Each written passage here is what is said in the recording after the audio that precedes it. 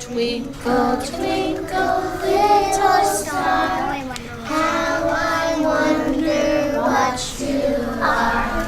A lot of people have noticed that when students enter school, an achievement gap already exists, say between black students, white students, Latinos and whites, or between the rich and the poor. We need to think very carefully about the achievement gap between poor students and non-poor.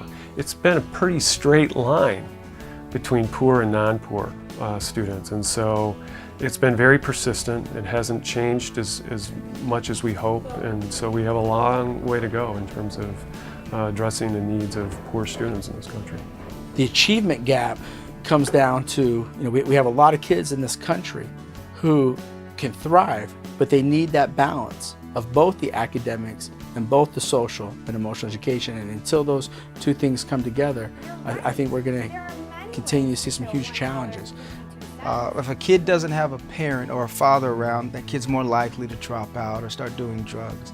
All the statistics apply to me. I'm that kid.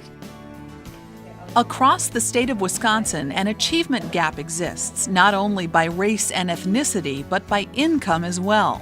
On average, economically disadvantaged students lag 20 to 30% behind in all academic subjects. Despite these disparities, 2 Wisconsin schools are defying the statistics and bridging the gap.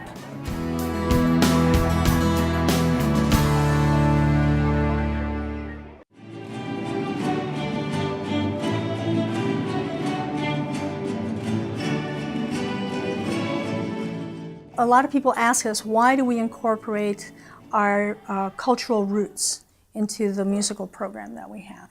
And there are many reasons for that. And I'll touch on a couple of them. One of them, in fact, is the fact that we are immigrants and we are learning about all the wonderful things about the country where we live. But we know that in this country there are many great cultures. And children need to see themselves and the cultures of their parents being expressed and being accepted and being understood. Bruce, Guadalupe, más que nada, me gusta la escuela porque nos toma en cuenta como latinos. Más que nada en matemáticas y el programa de cuerdas, donde está Manuel, que he visto que él ha trabajado, pero a la vez los grados han seguido para arriba, aunque está muy ocupado con el violín. We have seen that the children that have become involved with the program, that are consistent with their work, that do everything that we are teaching them to do in music, are also testing higher in their mathematics and reading standardized testing. When we started seeing that, some of the educators thought it was maybe a coincidence, or that we were picking the kids that were smarter in the school to be part of the program.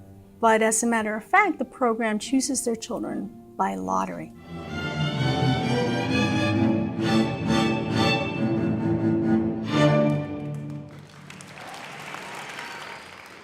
I'm sad to say that there are many schools where teachers, even well-meaning teachers, come to a low-income neighborhood and they say, oh, well, they're doing okay. It's okay. I mean, look at where they're coming from. I think that's just insulting. Every child has talents. Every child has possibility. What is the achievement gap? Is the achievement gap based on academics? Well, then we are doing that, right? Not only is our school bridging it, but the children in our program are setting high standards for themselves and achieving them. They're being role models for the other children, so their children aspire to be like them.